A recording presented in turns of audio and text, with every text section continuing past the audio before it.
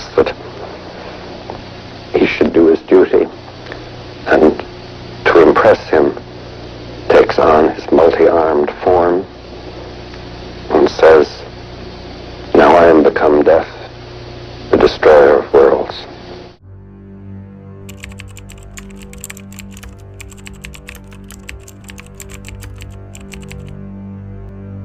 Halo Sobat Nalar, pernah nggak sih kalian berpikir bagaimana bisa kita terhubung dalam jaringan internet?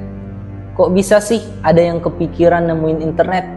Nah, ternyata setiap teknologi ditemukan dan didasari atas kebutuhan pada masanya.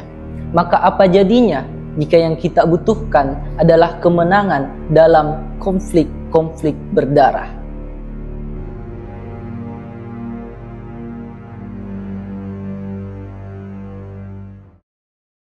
Setiap teknologi canggih yang ada di sekitar kita merupakan buah dari pemikiran cemerlang dari para penemu-penemu hebat pada zamannya.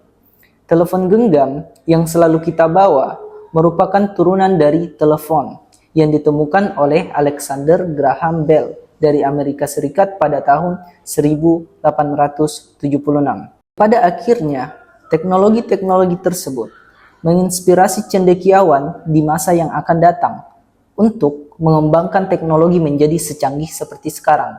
Tapi, inspirasi-inspirasi yang mengilhami para cendekiawan tidak selalu dan tidak sekedar didorong oleh sukacita dari ide dan teknologi yang ada pada masa itu.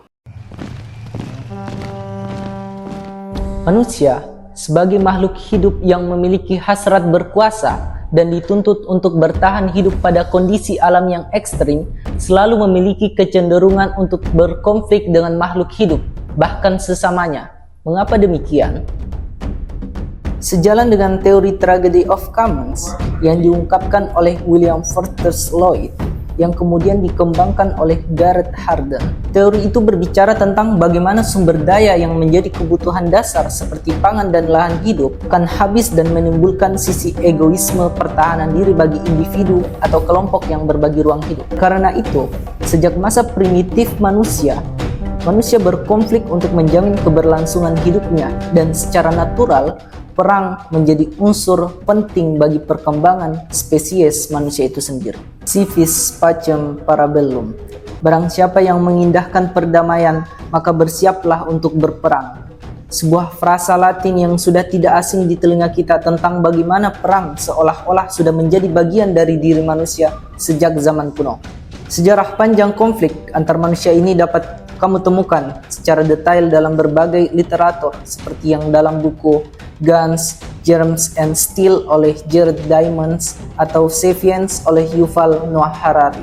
Artikel yang mengangkat topik spesifik juga menuturkan demikian, seperti dalam artikel oleh Azargat, The Causes of War, The Spirit of Peace. Sejak perang menjadi hal yang tidak terpisahkan dalam dinamika kehidupan manusia, kengerian-kengerian akibat perang tidak dapat terhindarkan. Jutaan korban, baik militer maupun sipil, berjatuhan. Kelaparan dan kemiskinan, hingga perubahan moral dan mental masyarakat yang signifikan. Hal ini tentunya menjadi sebuah masalah bagi pemerintahan yang berfungsi melindungi masyarakatnya dari dampak-dampak tersebut. Selain melindungi wilayah teritorial, sebuah negara juga menjamin kehidupan yang terbaik bagi penduduk di wilayahnya. Oleh karena itu, untuk memperoleh perdamaian, negara harus bersiap untuk menghadapi peperangan. Dan dengan itu, solusi dari masalah yang harus dipecahkan adalah menghasilkan teknologi perang yang mumpuni. Pada masa Renaissance di Eropa, ilmu pengetahuan telah mendapatkan jalannya. Pada saat itu, bangsa Eropa terpecah menjadi negara-negara kecil yang selalu berebut wilayah kekuasaan. Banyaknya konflik ini menuntut sebuah negara untuk memiliki teknologi militer yang terbaik pada masa itu, agar memiliki keunggulan taktis dalam memenangkan perang-perangnya. Oleh karena itu, para pemikir, ilmuwan, serta intelektual pada masa itu memiliki tempat yang spesial dan lebih dihargai daripada masa sebelumnya. Galileo dan Galilei, yang sebelumnya disebutkan, adalah salah satunya. Dia adalah konsultan militer yang membantu pengembangan teknologi proyektil bagi Pangeran Tuscany di Italia.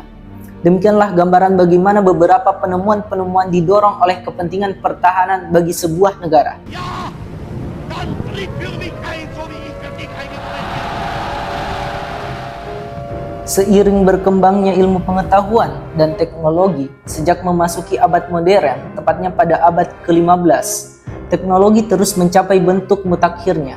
Dalam hal militer, penemuan senjata api sangat membantu penaklukan bangsa Eropa dan menyebarkan kebudayaannya di seluruh dunia, seperti India, Asia Timur, dan Amerika Serikat. Ketika hubungan antar negara dan perkembangan politik mulai kompleks, abad ke-20 merupakan periode yang sangat pahit bagi umat manusia. Revolusi dalam negeri yang menyebabkan perang sipil, kemiskinan akibat penjajahan yang telah dilakukan bangsa Eropa selama ratusan tahun, krisis ekonomi yang dirasakan secara global, hingga pecahnya dua perang terbesar sepanjang sejarah umat manusia yang terjadi dalam interval yang berjarak hanya 21 tahun mewarnai abad ke-20. Tidak selesai ketika tumbangnya rezim Nazi di Jerman pada tahun 1945. Ketegangan politik antara blok barat dan blok timur juga mewarnai kehidupan. Pada abad ini, hingga tahun 1991, dengan ditandai runtuhnya Uni Soviet, berbagai konflik dan penderitaan yang ada pada abad 20 inilah yang kemudian membawa perubahan besar dalam dunia sains dan teknologi yang kita rasakan hingga sekarang. Di balik kengerian-kengerian itu, ada banyak inovasi dan teknologi yang lahir. Salah satu hal yang layak menjadi perhatian adalah penemuan teknologi transportasi, yaitu pesawat. Pesawat terbang yang sangat membantu mobilitas kita untuk memangkas perjalanan berkembang pesat akibat perang. Namun, mungkin tidak semua tahu bahwa kemajuan pesat dalam teknologi penerbangan sebagian besar dipicu oleh kebutuhan militer selama Perang Dunia. Perang Dunia I dan II memaksa negara-negara untuk mengembangkan pesawat tempur, bomber, dan pesawat transportasi untuk kepentingan militer. Inilah saat-saat di mana inovasi dan desain, mesin, dan navigasi pesawat mencapai puncaknya.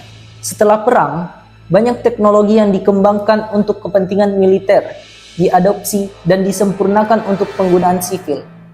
Perlombaan-perlombaan teknologi militer yang saling mendahului di antara negara-negara yang berperang terus dikembangkan dan terus-menerus memberikan kehancuran di masing-masing pihak dan wilayah yang menjadi medan peperangan. Hingga suatu saat, kekhawatiran muncul di pihak Amerika Serikat, di mana potensi pengguna senjata pemusnah massa oleh pihak Nazi mulai dikembangkan oleh ilmuwan di sana.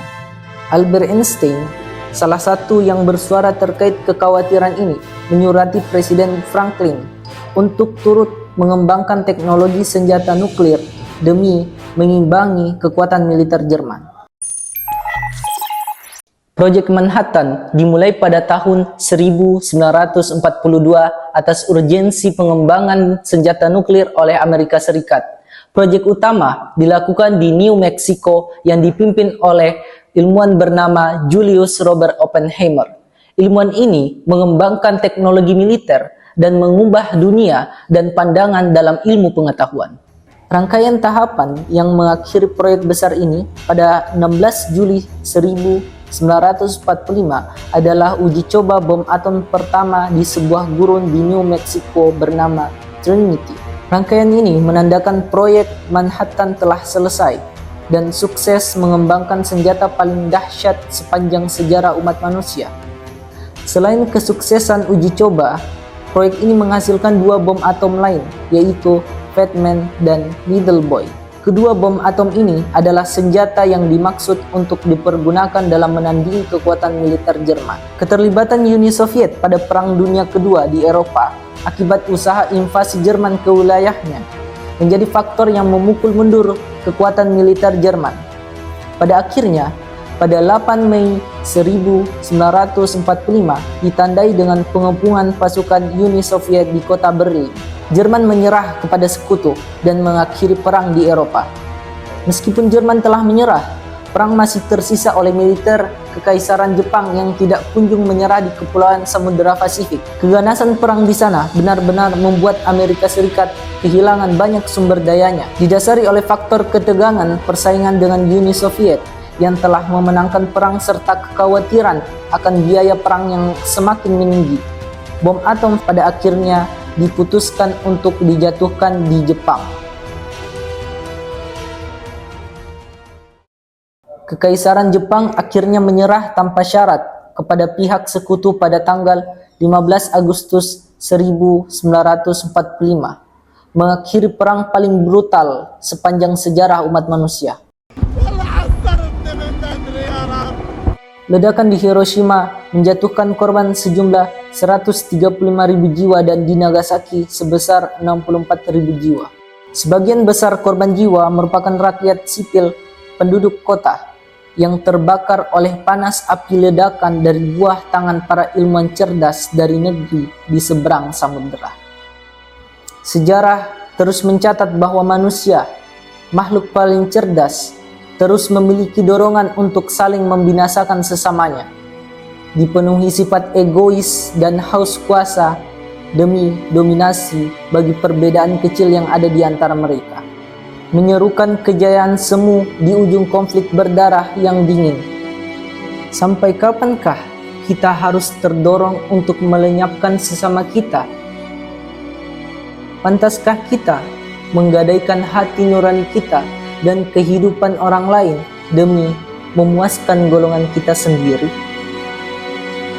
Pantaskah ilmu pengetahuan yang sejatinya hadir untuk menyelesaikan masalah dan menjadikan dunia lebih baik, malah menjadikannya neraka yang penuh derita dan air mata?